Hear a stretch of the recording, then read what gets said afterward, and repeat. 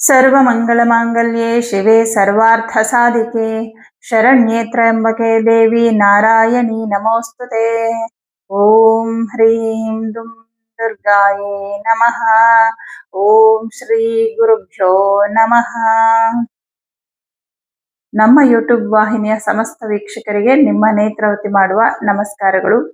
ಮಾಸ ಭವಿಷ್ಯ ಕಾರ್ಯಕ್ರಮಕ್ಕೆ ನಿಮ್ಮೆಲ್ಲರಿಗೂ ಆತ್ಮೀಯವಾದ ಸ್ವಾಗತ. ವೀಕ್ಷಕರೇ, ಜೂನ್ ತಿಂಗಳ ದ್ವಾದಶ ರಾಶಿಗಳ ಗೋಚಾರ ಫಲ ಹೇಗಿದೆ ಅಂತ ನೋಡೋಣ. ಕುಂಭರಾಶಿ. ಕುಂಭರಾಶಿಯವರಿಗೆ ಈ ತಿಂಗಳು ಒಂದು ವಿಚಾರ ಹೇಳಲೇಬೇಕು. ಏನಂದ್ರೆ ಗುರು ಬದಲಾವಣೆ. ಇಷ್ಟು ದಿನ ಕುಂಭರಾಶಿಯವರಿಗೆ ಪಂಚಮ ಶನಿ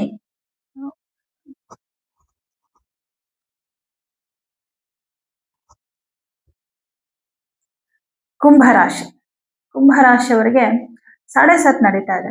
ಆದರೆ 7.5 ನಡೀತಾ ಇದ್ರು ಕೂಡ ಹಾಗೋ ಹೀಗೋ 2025ರಲ್ಲಿ ತಕ್ಕ ಮಟ್ಟಿಗೆ ಒಳ್ಳೆದೇ ಆಗ್ತಾ ಬಂದಿತ್ತು. ಅಂದ್ರೆ 7.5 ನಡೀತಿದ್ರು ಕೂಡ ಹೇಗೋ ಒಂದು ಫೈನಾನ್ಷಿಯಲಿ ಹೆಂಗೋ ಸ್ವಲ್ಪ ಅನುಕೂಲಗಳಾಗ್ತಾ ಇತ್ತು. ಆದ್ರೆ ಈ ತಿಂಗಳು ಜೂನ್ 1ನೇ ತಾರೀಕಿಗೆ ಗುರು 6ನೇ ಮನೆಗೆ ಹೋಗ್ತಾ ಇದ್ದಾನೆ.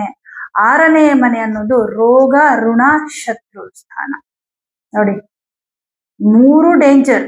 ರೋಗ ಬಂದ್ರೂ ಪ್ರಾಬ್ಲಮ್, ಋಣ ಇದ್ರಂತೂ ಮುಗ್ದೇ ಹೋಯ್ತು. ಸಾಲ ಅನ್ನೋದು ಒಂಥರ ಶೂಲ.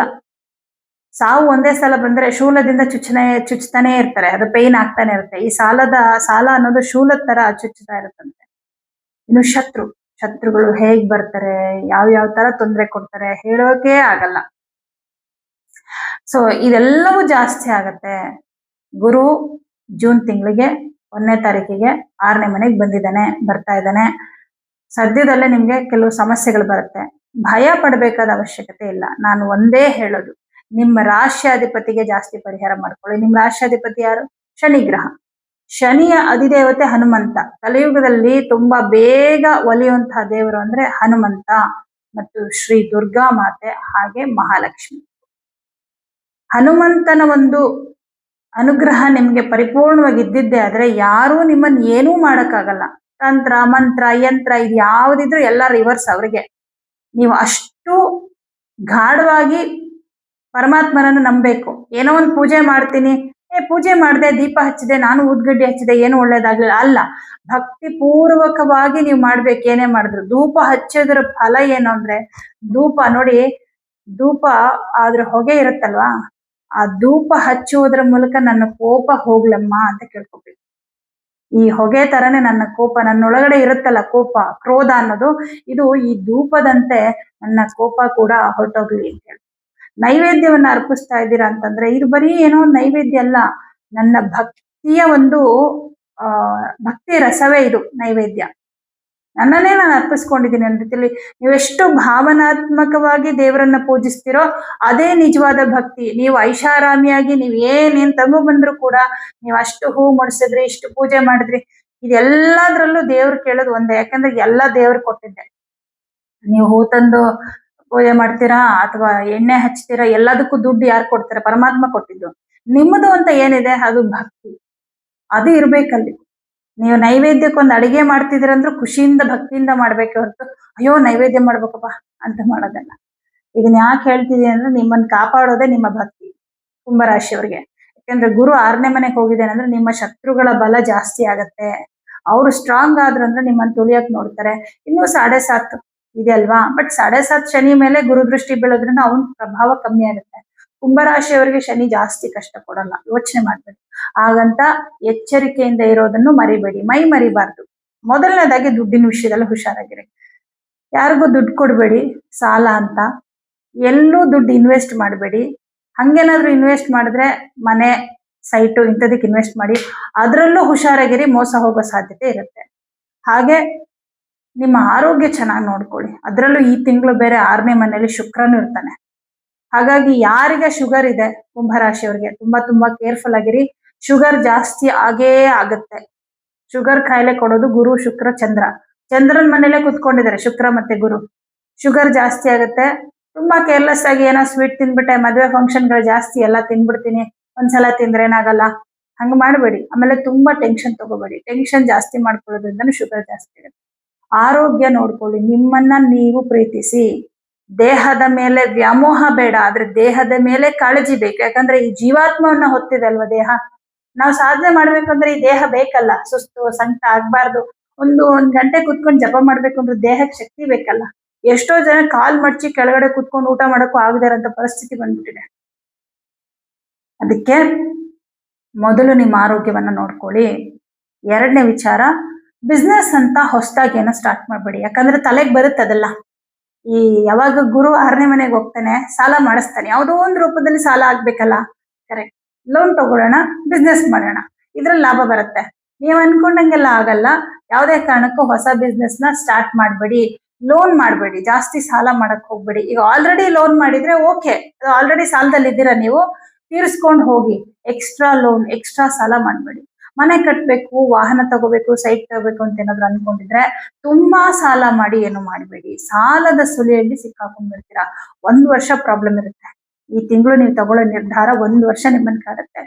ಇದೊಂದು. ಮತ್ತೆ ಯಾರೇ ಏನೇ ಕಷ್ಟ ಅಂದ್ರು ಸಾಲ ಕೊಡೋದು ಅದೆಲ್ಲ ಮಾಡಬೇಡಿ. ಇದಿಷ್ಟು ಎಚ್ಚರಿಕೆ ಫಸ್ಟ್ ಹೇಳ್ಬಿಟ್ಟಿದ್ದೀನಿ, ಆಮೇಲೆ ಪರಿಹಾರ ಹೇಳ್ತೀನಿ. ಇನ್ನು ಈ ತಿಂಗಳು ಹೇಗಿದೆ ಅಂದ್ರೆ, ಹಣಕಾಸಿನ ವಿಷಯದಲ್ಲಿ ಸ್ವಲ್ಪ ಮುಗ್ಗಟ್ಟು ಸ್ಟಾರ್ಟ್ ಆಗುತ್ತೆ. ದುಡ್ಡು ಬರುತ್ತೆ, ಆದ್ರೆ ಏನು ಸಾಕಾಗ್ತಾ ಇಲ್ಲ. ಯಾಕೆ? ಬಂತು ಹೊಟ್ಟೋಯ್ತು, ಖಾಲಿ ಆಗೋಯ್ತು, ಖರ್ಚಾಗ್ಬಿಡ್ತು. ನಿಮ್ಗೆ ಖರ್ಚು ಹಂಗೆ ಬರ್ತಾ ಇರುತ್ತೆ. ಏನೇನೋ ಖರ್ಚುಗಳು ಬಂದ್ಬಿಡುತ್ತೆ ಸಡನ್ ಆಗಿ. ಹಾಗಾಗಿ ಬಂದಿರೋ ದುಡ್ಡೆಲ್ಲ ಹೋಗ್ತಾ ಇರುತ್ತೆ. ಈ ರೀತಿ ಇರುತ್ತೆ. ಆದಾಯ ಖರ್ಚು ಎರಡು ಸಮವಾಗಿರುತ್ತೆ ಅಂತ ಹೇಳ್ಬಿಡ್ಬೋದು ಈ ತಿಂಗಳು. ಎರಡನೇ ವಿಚಾರ, ತೃತೀಯ ಭಾವದಲ್ಲಿ ಮಂಗಳ ಗ್ರಹ ಇದ್ದಾನೆ. ಕೆಲಸಗಳು ತುಂಬಾ ಚೆನ್ನಾಗಾಗುತ್ತೆ. ಕೆಲಸದಲ್ಲಿ ಏನೋ ಪ್ರಾಬ್ಲಮ್ ಇಲ್ಲ. ನಿಮ್ಗೆ ಕೊಟ್ಟಿರೋ ಕೆಲಸ ಅಂದ್ರೆ ಬೇರೆಯವ್ರ ಕೈ ಕೆಳಗೆ ಕೆಲಸ ಮಾಡ್ತಾ ಇದ್ದೀರಾ, ಸರ್ಕಾರಿ ಉದ್ಯೋಗದಲ್ಲಿ ಇದ್ದೀರಾ ಅಂದ್ರೆ ನಿಮ್ಮ ಕೆಲಸಗಳಲ್ಲಿ ಏನೋ ಸಮಸ್ಯೆ ಇಲ್ಲ. ನಿಮ್ ಪಾಡಿಗೆ ನೀವು ಕೆಲಸ ಮಾಡ್ತಾ ಇರ್ತಾರೆ, ಯಾವುದೇ ಬದಲಾವಣೆಗಳಿಲ್ಲ. ಚತುರ್ಥ ಭಾವಾಧಿಪತಿ 6ನೇ ಮನೇಲಿರೋದ್ರಿಂದ ತಾಯಿಯ ವಿಚಾರದಲ್ಲಿ ಸ್ವಲ್ಪ ದುಃಖ, ತಾಯಿಗೆ ಅನಾರೋಗ್ಯ ಸಮಸ್ಯೆಗಳು ಬರಬಹುದು, ಅಥವಾ ಅವ್ರ ವಿಷಯದಲ್ಲಿ ಏನೋ ಒಂದು ಬೇಸರಗಳು ಆಗುವಂತ ಸಾಧ್ಯತೆ ಇದೆ. ಮಾತೃಸ್ಥಾನದಲ್ಲಿ ರವಿ ಕೂಡ ಸ್ಥಿತನಾಗಿರ್ತಾನೆ, ಮಾರಕ ಅಧಿಪತಿ. ಮಾರಕ ಅಂದ್ರೆ ಏನು? ತೊಂದರೆ ಕೊಡೋನು. 14ನೇ ತಾರೀಕುವರೆಗೂ ರವಿ ಸ್ಥಿತನಾಗಿರ್ತಾನೆ. ಆಮೇಲೆ 15ನೇ ತಾರೀಕಿಗೆ ಪಂಚಮಕ್ಕೆ ಹೋಗ್ತಾನೆ. ವೈವಾಹಿಕ ಜೀವನದಲ್ಲಿ ಏನು ಸಮಸ್ಯೆಗಳಿತ್ತು ಆ ಸಮಸ್ಯೆಗಳು ಸಾಲ್ವ್ ಆಗುತ್ತೆ. ಆ ವಿಷಯದಲ್ಲಿ ಏನು ಸಮಸ್ಯೆಗಳಿಲ್ಲ. ಯಾಕಂದ್ರೆ ಸಪ್ತಮಾಧಿಪತಿ ಪಂಚಮಕ್ಕೆ ಹೋಗಿದಾಗ ವೈವಾಹಿಕ ಜೀವನದಲ್ಲಿ ತೊಂದರೆಗಳು ಕಮ್ಮಿ ಆಗುತ್ತೆ. ಪಂಚಮದಲ್ಲಿ ಬುಧ ಮತ್ತು ರವಿ ಗ್ರಹ ಇರೋದ್ರಿಂದ ವಿದ್ಯಾರ್ಥಿಗಳಿಗೆ ಚೆನ್ನಾಗಿದೆ. ರವಿ 14ನೇ ತಾರೀಕುವರೆಗೂ ಪಂಚಮದಲ್ಲಿ ಇರಲ್ಲ, 4ನೇ ಮನೇಲಿ ಇರ್ತಾನೆ. ಆಮೇಲೆ 15ನೇ ತಾರೀಕಿಗೆ 5ನೇ ಮನೆಗೆ ಹೋಗ್ತಾನೆ. ತುಂಬಾ ಒಳ್ಳೇದು. ಅಂದ್ರೆ ಬುಧಾದಿತ್ಯ ಯೋಗ ಆಗುತ್ತೆ. ಈ ಕಾಂಪಿಟೇಟಿವ್ ಎಕ್ಸಾಮ್ಗಳಿಗೆಲ್ಲ ಪ್ರಿಪೇರ್ ಆಗ್ತಾ ಇರೋರಿಗೆ ತುಂಬಾ ಒಳ್ಳೆ ಟೈಮ್. ವಿದ್ಯಾರ್ಥಿಗಳಿಗೆ ವಿದ್ಯಾಭ್ಯಾಸದಲ್ಲಿ ಆಸಕ್ತಿ ಚೆನ್ನಾಗಿರುತ್ತೆ. ಬಟ್ ಈ ತಿಂಗಳು ಮಾತ್ರ, ನೆಕ್ಸ್ಟ್ ಮಂತ್ ಅದು ಹಂಗೆ ಕಂಟಿನ್ಯೂ ಆಗಲ್ಲ. ಗುರು ಬೇರೆ 6ನೇ ಮನೇಲಿ ಇರೋದ್ರಿಂದ ಸ್ವಲ್ಪ ವಿದ್ಯಾಭ್ಯಾಸದಲ್ಲಿ ತೊಂದರೆಗಳು ಬರುತ್ತೆ. ಬಟ್ ಎಜುಕೇಶನ್ ಸಂಬಂಧಪಟ್ಟಂತೆ ಏನಾದ್ರೂ ನಿರ್ಧಾರಗಳನ್ನು ತಗೊಳ್ಳೋದಾದ್ರೆ ಈ ತಿಂಗಳು ತಗೊಂಡ್ಬಿಡಿ. ಇನ್ನು ನಿಮ್ಗೆ ಸಪ್ತಮಾಧಿಪತಿ ಪಂಚಮದಲ್ಲಿರೋದ್ರಿಂದ ಸ್ವಂತ ಉದ್ಯೋಗವನ್ನ ಮಾಡುವಂತವರಿಗೆ ಸಾಧಾರಣವಾಗಿರುತ್ತೆ ಆದಾಯ ಅನ್ನೋದು. ಆದ್ರೆ ಪಾರ್ಟ್ನರ್ಶಿಪ್ ಅಲ್ಲಿ ಬಿಸ್ನೆಸ್ ಮಾಡೋರಿಗೆ ತಕ್ಕ ಮಟ್ಟಿಗೆ ಚೆನ್ನಾಗಿದೆ ಅಂತಾನೆ ಹೇಳ್ಬೋದು. ಭಾಗ್ಯಾಧಿಪತಿ 6ನೇ ಮನೇಲಿದ್ದಾನೆ. ವೃತ್ತಿ ಕ್ಷೇತ್ರದಲ್ಲಿ ತೊಂದರೆ ಇಲ್ಲ, ಆದ್ರೆ ವೃತ್ತಿ ಕ್ಷೇತ್ರದಲ್ಲಿ ವಾತಾವರಣದಲ್ಲಿ ಏನೋ ಸಮಸ್ಯೆ. ಅಲ್ಲಿ ಒಂದಷ್ಟು ಶತ್ರುಗಳು, ಸ್ವಲ್ಪ ಏನೋ ರಾಜಕೀಯ ಮಾಡೋದು, ಏನೋ ಸ್ವಲ್ಪ ನಿಮ್ಮನ್ನ ತುಳಿಯೋದಕ್ಕೆ ನೋಡೋದು, ನಿಮ್ಗೆ ಒಳ್ಳೇದಾಗದೇ ಇರೋ ಹಾಗೆ ಏನೋ ಮಾಡೋದು, ಈ ತರದೆಲ್ಲ ಸ್ವಲ್ಪ ನಡೀತಾ ಇರುತ್ತೆ. ಗುಪ್ತ ಶತ್ರುಗಳು ಅಂತೇಳಿ, ಮುಖವಾಡದ ಶತ್ರುಗಳು ಅಂದ್ರೆ ನಿಮ್ ಜೊತೆಲೇ ಇರ್ತಾರೆ, ತುಂಬಾ ಒಳ್ಳೆಯವ್ರ ತರ ಇರ್ತಾರೆ, ಸಮಾಜದಲ್ಲಿ ಅವ್ರು ತುಂಬಾ ಒಳ್ಳೆಯವರು, ಆದ್ರೆ ನಿಮ್ ಪಾಲಿಗೆ ಮಾತ್ರ ಅವ್ರು ಕೆಟ್ಟವರಾಗಿರ್ತಾರೆ.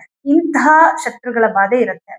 ಇದಕ್ಕೆ ನೀವೇನ್ ಮಾಡ್ಬೇಕು ಅಂದ್ರೆ, ಪ್ರತಿದಿನ ಗುರು ಪಾದುಕ ಮಂತ್ರ ಹೇಳ್ಕೊಳ್ಳಿ, ಹಾಗೆ ಲಕ್ಷ್ಮಿ ಅಷ್ಟೋತ್ತರವನ್ನ ಹೇಳ್ಕೊಳ್ಳಿ. ಇದರಿಂದ ಈ ಸಮಸ್ಯೆ ಸಾಲ್ವ್ ಆಗುತ್ತೆ. ಇದನ್ನ ಬರೀ ಇದೊಂದು ತಿಂಗಳಲ್ಲ, ಕಂಟಿನ್ಯೂಸ್ ಮಾಡ್ಬೇಕು.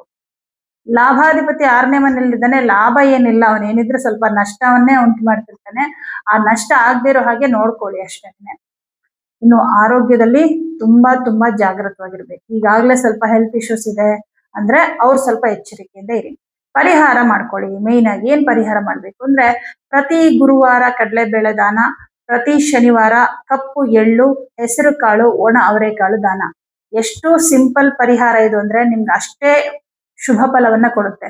ಏನಪ್ಪ ಧಾನ್ಯಗಳು ಕೊಟ್ಬಿಟ್ರೆ ಏನಾಗುತ್ತೆ ಅನ್ಕೋಬೇಡಿ. ದಾನವನ್ನ ಮಾಡೋದ್ರಿಂದನೇ ನಮ್ಮ ಪಾಪ ಕರ್ಮಗಳು ಕಳಿಯುವಂಥದ್ದು. ಸಾಯಿಬಾಬಾ ಭಿಕ್ಷೆ ಬೇಡ್ತಾ ಇರ್ತಾರೆ, ಬೇರೆಯವ್ರ ಹತ್ರ ಆಹಾರವನ್ನೆಲ್ಲ ತಗೊಳ್ತಾ ಇರ್ತಾರೆ. ಅದಕ್ಕೆ ನೀನೊಬ್ಬ ಭಿಕ್ಷುಕ ಅಂತ ಕೆಲವ್ರು ಹೇಳಿದಾಗ, ನಾನ್ ಬೇಡ್ತಾ ಇರೋದು ಭಿಕ್ಷೆನ, ಆಹಾರವನ್ನೆಲ್ಲ, ನಿಮ್ಮ ಕರ್ಮನ ಅಂತ ಹೇಳ್ತಾರೆ. ನೋಡಿ, ಅಂದ್ರೆ ನಾವು ನೀಡೋದ್ರಿಂದ ನಮ್ಮ ನೆಗೆಟಿವ್ ಕರ್ಮ ಕೂಡ ಹೋಗುತ್ತೆ. ಬೇರೆ ಯಾರಿಗೋ ಕೊಡೋದಕ್ಕಿಂತ ದೇವಸ್ಥಾನಕ್ಕೆ ಯಾಕೆ ಕೊಡಿ ಅಂದ್ರೆ ಪರಮಾತ್ಮ ತಾನೇ ಎಲ್ಲವನ್ನ ಸ್ವೀಕರಿಸುವಂತ ಶಕ್ತಿ ಇರೋದು. ಸಾಯಿಬಾಬಾ ಯಾರೋ ಪರಮಾತ್ಮ, ಗುರು ಅವರು, ದೈವಾಂಶ ಸಂಭೂತರು. ಸೊ ನೀವು ದೇವಸ್ಥಾನಕ್ಕೆ ಕೊಟ್ಟಾಗ, ದೇವರ ಮುಂದೆ ಅದನ್ನ ಇಟ್ಟಾಗ ಅದು ದೇವರ ಪ್ರಸಾದವಾಗಿ ಕನ್ವರ್ಟ್ ಆಗುತ್ತೆ. ಅದನ್ನ ಪುರೋಹಿತರಾಗಿರ್ಬೋದು ಮತ್ತೊಬ್ಬರಾಗಿರ್ಬೋದು ಸ್ವೀಕಾರ ಮಾಡಿದ್ರೆ ಅದರಿಂದ ಯಾವ ದೋಷನೂ ಇರಲ್ಲ. ಅದಕ್ಕೆ ದೇವಸ್ಥಾನಕ್ಕೆ ಕೊಡಿ ಅಂತ ಹೇಳೋದು.